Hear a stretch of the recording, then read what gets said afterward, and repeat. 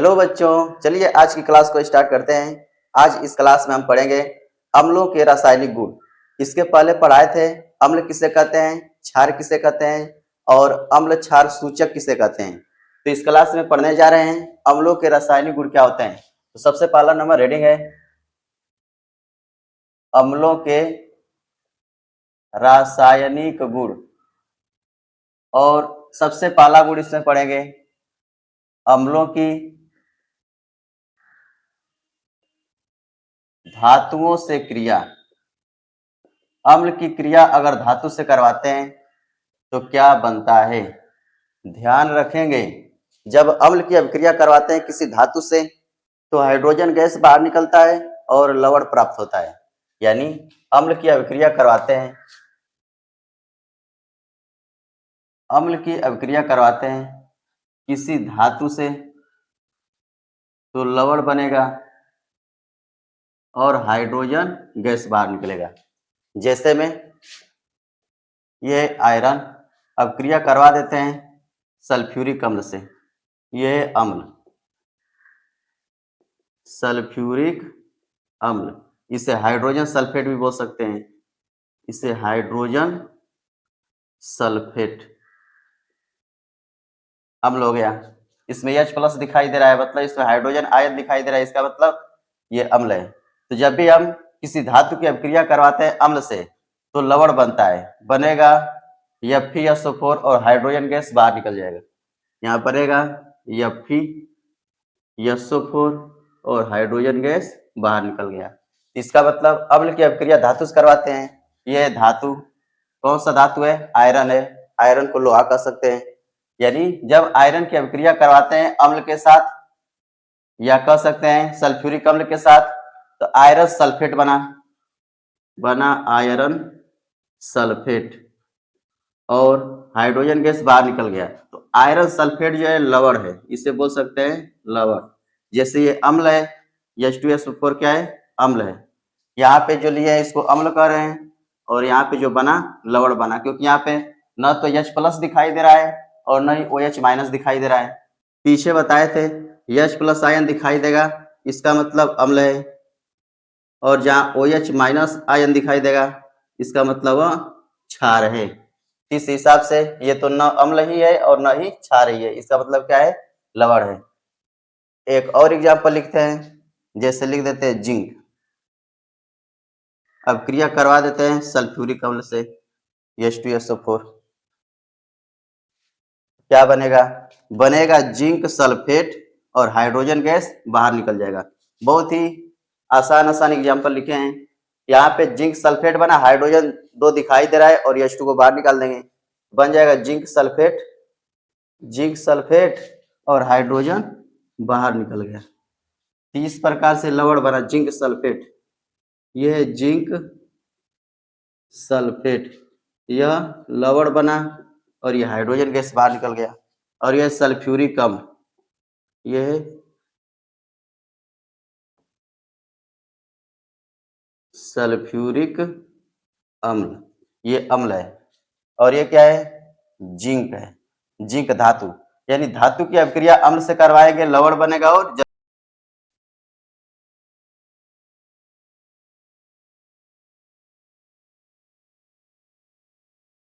जैसे हम लिख देते हैं Mg+HCl, यहाँ से Mg Cl के साथ जुड़ेगा और हाइड्रोजन गैस बाहर निकलेगा। यहाँ बना MgCl, Mg के ऊपर डबल प्लस होता है, Cl के ऊपर एक माइनस, 2 इधर लिखेंगे और एक इधर लिखेंगे, इधर एक और इधर 2 लिखेंगे। यहाँ पे 1 लिखे चाहे न लिखे, यहाँ पे 2 लिखना पड़ेगा, बना MgCl2, यह लवण बन गया। यह मैग्नीशियम क्लोराइड और हाइड्रोजन बाहर निकला। हाइड्रोजन गैस का सूत्र H2 होता है। यहाँ पे रिएक्शन को बैलेंस करना पड़ेगा। यहाँ पे हाइड्रोजन H2 दिखाई दे रहा है, लेकिन यहाँ पे हाइड्रोजन 1 है, इसके आगे लिख देंगे 2, हाइड्रोजन 2 हो गया, 2 हाइड्रोजन दिखाई दे रहा है। यहाँ पे क्लोरीन भी 2 हो गया, 2 क्लोरीन यहाँ भी दिखाई दे रहा है। अगर HCl के स्थान पे H2SO4 लिख दें तब क्या होगा, H2SO4, और आसान हो जाएगा। यहाँ पे MgSO4 बन जाएगा, MgSO4, क्योंकि Mg के ऊपर डबल प्लस दिखाई देता है, SO4 के ऊपर डबल माइनस, 2 इधर लिखेंगे, 2 इधर लिखेंगे, 2 से 2 कट गया, बचा MgSO4। और यहाँ 2 हाइड्रोजन दिखाई दे रहा है, 2 हाइड्रोजन बाहर निकाल दिए। तो ऐसे लिख सकते हैं, कोई भी अम्ल लिख दे काम चलेगा। जैसे मान लेते हैं यहीं पे लिख दिए, पीछे लिखे थे अभी Fe, उसके बाद से लिखे थे H2SO4, वहाँ पे HCl लिख देते हैं। यहाँ पे FeCl को लिखना पड़ेगा, तब ऐसे लिखेंगे Fe के ऊपर डबल प्लस और Cl के ऊपर एक माइनस, 2 इधर और 1 इधर, तो बन जाएगा FeCl2। और हाइड्रोजन गैस बाहर निकालेंगे, यहाँ पे हाइड्रोजन 1 है, इसके आगे 2 लिख देंगे, तो हो गया यहाँ पे 2 हाइड्रोजन 2 क्लोरीन, 2 हाइड्रोजन 2 क्लोरीन, ऐसे लिखेंगे तभी सही है। इसके अलावा अगर दूसरा ले लेते हैं, जैसे मान लेते हैं यहाँ पे ले लिए HNO3, तभी वही बात है, यहाँ पे FeNO3 बाहर निकालेंगे, FeNO3, Fe के ऊपर डबल प्लस और NO3 के ऊपर एक माइनस, 2 इधर 1 इधर, तो लिखना पड़ेगा FeNO3 के नीचे 2 लिखना पड़ेगा, ठीक है। और हाइड्रोजन बाहर निकाल दिए H2, यहाँ पे हाइड्रोजन 2 होना चाहिए, इसके आगे 2 लिख दिए, हाइड्रोजन भी 2 हो गया और NO3 भी 2 बार हो गया, यहाँ भी NO3 2 बार हो गया। तो कोई भी अम्ल लिख दें, अभिक्रिया वही होगी, लवण बनेगा और जल बनेगा। अम्ल यानी कि ये भी अम्ल है, ये भी अम्ल, ये भी अम्ल, कोई भी अम्ल लिख दें, अभिक्रिया जो है आसानी से करवा सकते हैं और रिएक्शन को बैलेंस कर सकते हैं। जैसे में यहाँ पे H2SO4 लेने से और आसान हो जाता है। आसान का मतलब यह है कि यहाँ पे रिएक्शन को बैलेंस करने की जरूरत नहीं पड़ती है। जैसे में कौन सा ले लें, जैसे में कोई दूसरा तत्व ले लेते हैं, जैसे CaH2SO4, यह बन जाएगा CaSO4, Ca को SO4 के साथ जोड़ देंगे और हाइड्रोजन बाहर निकाल देंगे। तो यहाँ से देख के आसानी से बता सकते हैं, तब रिएक्शन को बैलेंस करने की जरूरत नहीं पड़ेगी। अगर हम HCl लिखते हैं, HNO3 लिखते हैं, तो हाइड्रोजन यहाँ पे एक ही दिखाई दे रहा है और निकालना कितना है 2, वहां पे हाइड्रोजन को बैलेंस करना पड़ेगा। लेकिन H2SO4 में 2 हाइड्रोजन पहले से ही दिखाई दे रहा है और 2 ही निकालना है, ठीक है। ये समझाने के लिए लिख दिए हैं, बाकी 1 या 2 एग्जाम्पल ही याद रखेंगे, ज्यादा याद रखने की जरूरत नहीं है। हम लोग इसमें देखे हैं, अम्ल की अभिक्रिया करवाते हैं किसी धातु से, तो लवण बना प्लस हाइड्रोजन गैस बाहर निकला। आगे पढ़ने जा रहे हैं दूसरा नंबर, अम्ल की अभिक्रिया करवाते हैं धातु कार्बोनेट से, धातु कार्बोनेट से या बाइकार्बोनेट से, बाइकार्बोनेट से, तो क्या बनता है। अगर हम अम्ल की अभिक्रिया करवाते हैं धातु कार्बोनेट से और बाइकार्बोनेट से, तो बनेगा लवण, और इसमें कार्बोनेट दिखाई दे रहा है, तो इसका मतलब उसमें से CO2 बाहर निकलेगा और H2O बाहर निकलेगा। यानी जैसे किसी अम्ल की अभिक्रिया करवा देते हैं, अम्ल मतलब कोई भी अम्ल लिख दिए, H2SO4 लिख दिए, HCl लिख दिए, HNO3 लिख दिए, कोई भी अम्ल लिख दिए। अब यहाँ पे धातु कार्बोनेट, धातु कार्बोनेट का मतलब यहाँ पे ले लेते हैं कैल्शियम कार्बोनेट, कैल्शियम धातु है, उसके साथ कार्बोनेट जुड़ा हुआ है। CO3 क्या है, कार्बोनेट, CO3 को बोलते हैं कार्बोनेट, और ये सिंगल डबल माइनस बनाता है, कार्बोनेट डबल माइनस बनाता है, इसको कहेंगे कार्बोनेट आयन। और अगर ये कार्बोनेट आयन किसी धातु से जुड़ जाता है, तब उसे कहते हैं धातु कार्बोनेट। जैसे लिख दे कैल्शियम कार्बोनेट। अगर हम धातु कार्बोनेट से अभिक्रिया करवाएं तो लवण बनेगा, यानी कैल्शियम जो है SO4 के साथ मिलेगा, यहाँ पे H2SO4 होना चाहिए, कैल्शियम SO4 के साथ मिलेगा और CO2 बाहर निकलेगा, H2O बनेगा, ठीक है। यानी कैल्शियम को SO4 के साथ निकाल दिए, इसको आगे इसको पीछे ऐसे भी लिख सकते हैं CaCO3 प्लस H2SO4, बार बार ऐसे ही लिखें ताकि एक ही तरह से याद रहे। यहाँ से कैल्शियम सल्फेट के साथ निकल जाएगा, बन गया कैल्शियम सल्फेट। और यहाँ से निकाल दें CO2, CO2 निकालेंगे, एक ऑक्सीजन बच जाएगा, CO2 बाहर निकला और एक ऑक्सीजन बच गया, H के साथ यानी H2 के साथ ऑक्सीजन लिख देते हैं, बन गया H2O, जल बना।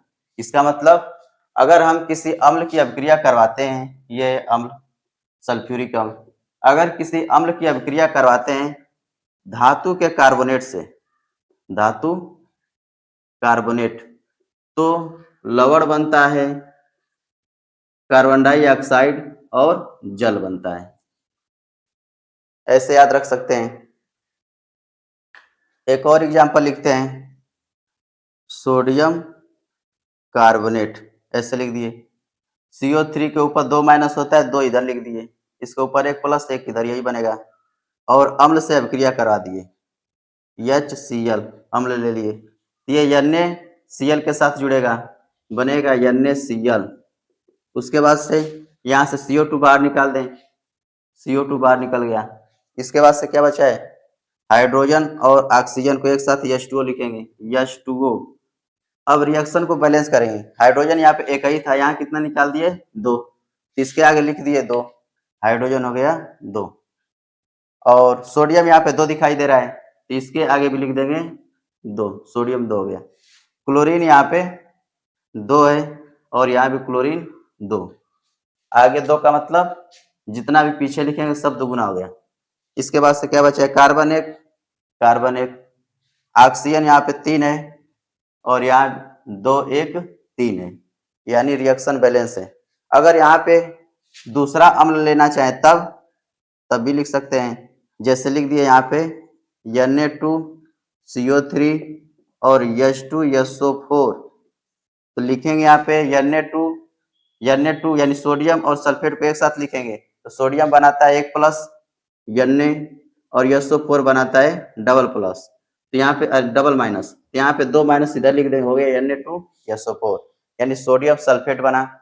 इसके बाद से यहाँ से CO2 बाहर निकाल देते हैं, CO2, एक ऑक्सीजन बचा और यहाँ H2O, 2 हाइड्रोजन और 1 ऑक्सीजन, H2O। तो रिएक्शन बैलेंस करने की जरूरत नहीं है, रिएक्शन बैलेंस है।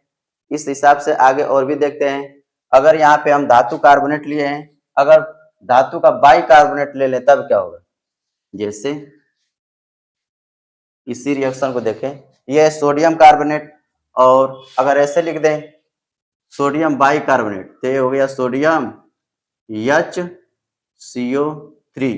यहाँ पे एक हाइड्रोजन बढ़ा देंगे तो सोडियम की संख्या कम करना पड़ेगा, ठीक है। तो यहाँ पे हो गया सोडियम हाइड्रोजन कार्बोनेट, इसी को बोलते हैं सोडियम बाई कार्बोनेट।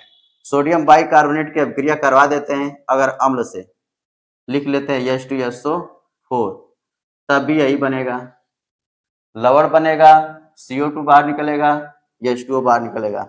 यहाँ लिखते हैं Na-SO4 को जब लिखेंगे तो हो जाएगा Na2SO4, सल्फेट आयन के ऊपर 2 माइनस होता है, 2 इधर लिख दिए, Na2SO4। इसके बाद से यहाँ से निकाल देते हैं CO2 बाहर निकल गया। अब क्या बचा है, H2O, 2 हाइड्रोजन और एक यहाँ से ऑक्सीजन, H2O बाहर निकाल दिए, बचा क्या, यहाँ पे देखें सोडियम 2 है, यहाँ भी सोडियम होना चाहिए 2, कार्बन यहाँ पे 2, यहाँ पे कार्बन एक ही है, तो इसके आगे लिख देते हैं 2, कार्बन 2 हो गया। और यहाँ पे सल्फेट 1 है, यहाँ भी सल्फेट 1 है, हाइड्रोजन यहाँ पे 2 है और 2 और यहाँ 2 हाइड्रोजन, 2 2 4, तो इसके आगे भी लिख देते हैं 2, 2 दूनी 4। ऑक्सीजन यहाँ पे 2 तिहाई 6 और 6 4 10, इधर ऑक्सीजन की संख्या 10 है, इधर देखते हैं, इधर 2 दूनी के 4 और 4 4 8 और 8 2 10, यानी रिएक्शन बैलेंस हो गया।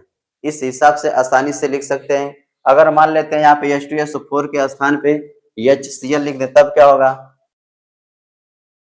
तो इसी को लिख देते हैं NaHCO3 और यहाँ पे ले लेते हैं HCl, तो यहाँ बाहर निकलेगा NaCl, बना NaCl।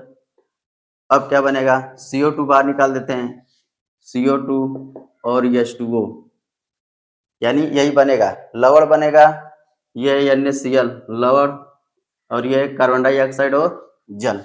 इसको बैलेंस करें, एक Na एक Na, एक Cl, एक कार्बन, हाइड्रोजन की संख्या 2, इधर हाइड्रोजन संख्या 2, ऑक्सीजन इधर है 3, इधर भी है 2 1 3, रिएक्शन बैलेंस है।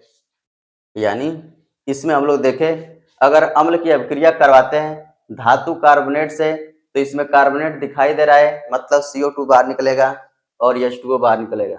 ऐसे बाइकार्बोनेट ले लेते हैं, यहाँ पे जब हाइड्रोजन की संख्या बढ़ जाती है तो इसको धातु बाइकार्बोनेट यानी कि कह सकते हैं सोडियम बाइकार्बोनेट, इसको बाई बोले चाहे हाइड्रोजन बोले दोनों एक ही बात है। यानी बाइकार्बोनेट से अभिक्रिया करवाएंगे तब भी वही होगा, लवण बनेगा, CO2 बनेगा और H2O। तो इस हिसाब से इसको याद रख सकते हैं। अगला है क्षारकों से क्रिया, यानी धातु की अभिक्रिया करवाते हैं क्षारक से।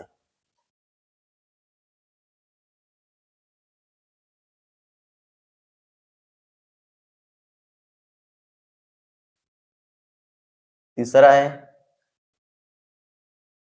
क्षारकों से क्रिया। अगर हम अम्ल की अभिक्रिया करवाते हैं क्षारक से, अम्ल की अभिक्रिया किससे करवा दें? क्षारक से, तो क्या बनेगा? लवण बनेगा और H2O जल बनेगा।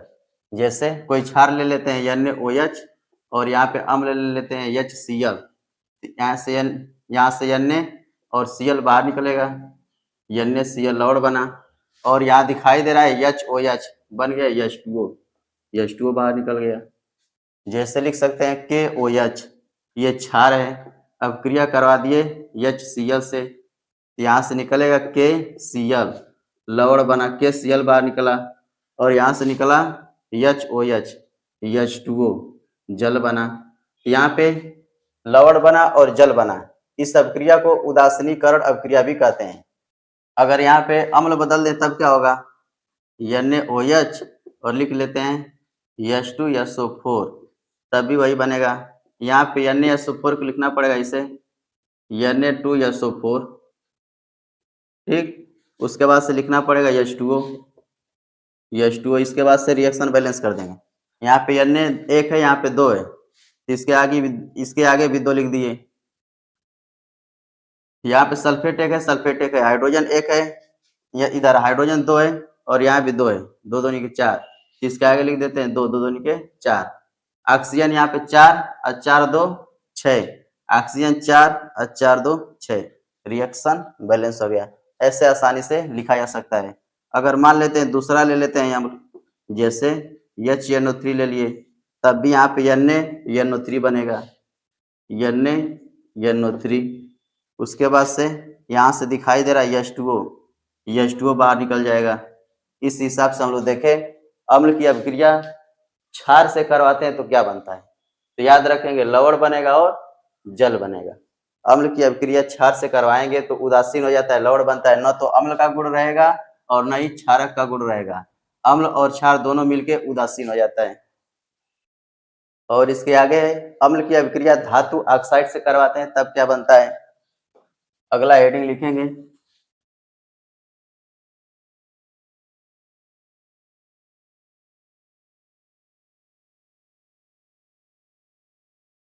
अम्ल की क्रिया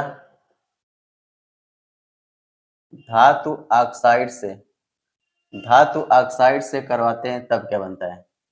धातु ऑक्साइड का मतलब जैसे लिख दिया यहाँ पे कॉपर ऑक्साइड, यहाँ पे एक धातु है, धातु के साथ ऑक्सीजन जुड़ा हुआ है तो बन गया धातु ऑक्साइड।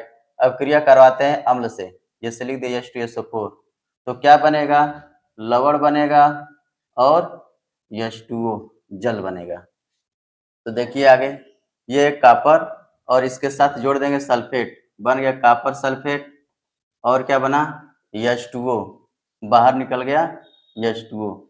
ऐसे ही दूसरा ले लेते हैं सोडियम ऑक्साइड, सोडियम के ऊपर एक प्लस होता है, ऑक्सीजन के ऊपर दो माइनस, एक इधर लिखते हैं दो इधर लिखेंगे तो बनेगा Na1O2, गलत लिख दिए, दो इधर हो जाएगा Na2O के नीचे एक, यानी Na2O। यह है सोडियम ऑक्साइड का सूत्र। इसके साथ अभिक्रिया करवा देते हैं HCl से या H2SO4 से, किसी भी अम्ल से करवा दें तो यहाँ पे सोडियम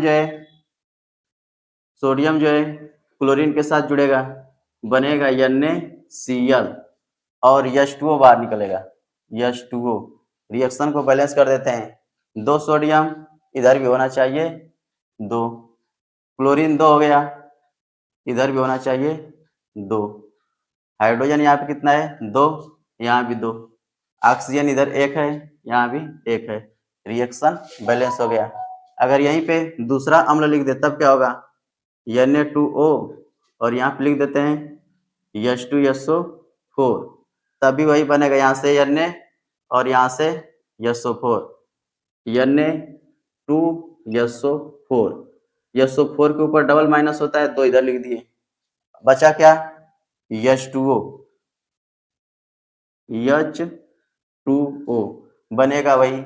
यानी अम्ल की अभिक्रिया अगर धातु ऑक्साइड से करवाते हैं तो लवण बनता है और जल बनता है, इसको याद रखेंगे। यानी यहाँ पे हम देख रहे हैं कि जो धातुओं का ऑक्साइड है अम्ल के साथ अभिक्रिया करके लवण बनाता है और जल बनाता है। ऐसा पीछे पढ़े थे कि अगर अम्ल की अभिक्रिया करवा देते हैं क्षार से या क्षारक से तो लवण बनता है प्लस जल बनता है, ऐसा भी पीछे पढ़े हैं। इसका मतलब ये जो लिखे हैं यहाँ पे, ये अम्ल है और जो धातु ऑक्साइड है, तो यहाँ से सिद्ध हो गया कि ये क्षार, यानी कि इनका गुण क्षारी होता है, ये क्षार होते हैं, क्योंकि अम्ल क्षार के साथ मिलकर के लवण और जल बनाता है। अगला बचा हुआ है अम्लों की धातु सल्फाइड से क्रिया।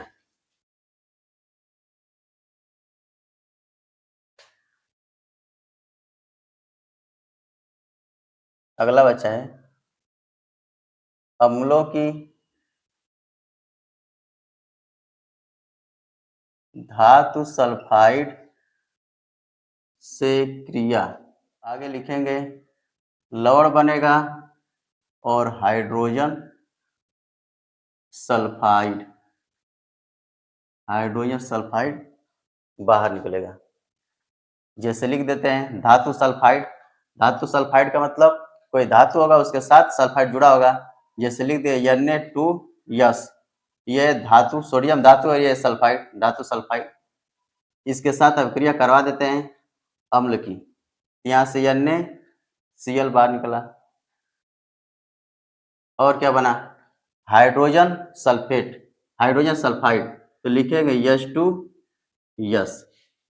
यहाँ पे देखिए एक बार, Na के ऊपर 1 प्लस होता है, सल्फर के ऊपर 2 माइनस, 2 इधर लिखेंगे 1 इधर लिखेंगे, यही बनेगा। यहाँ भी वही काम, हाइड्रोजन के ऊपर 1 प्लस और सल्फर के ऊपर 2 माइनस, यहाँ पे 2 लिखेंगे, यहाँ पे 1 लिखेंगे, 2 1, यही बना H2S। जैसे लिख दिए Fe आयरन सल्फाइड,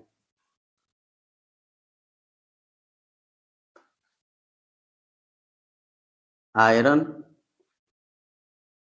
सल्फाइड, इसकी अभिक्रिया करवा देते हैं अम्ल से, कोई भी अम्ल लिख दिए, यहाँ से FeSO4 के साथ जुड़ेगा, FeSO4, और यहाँ से H2S बाहर निकलेगा, हाइड्रोजन सल्फाइड बाहर निकल गया।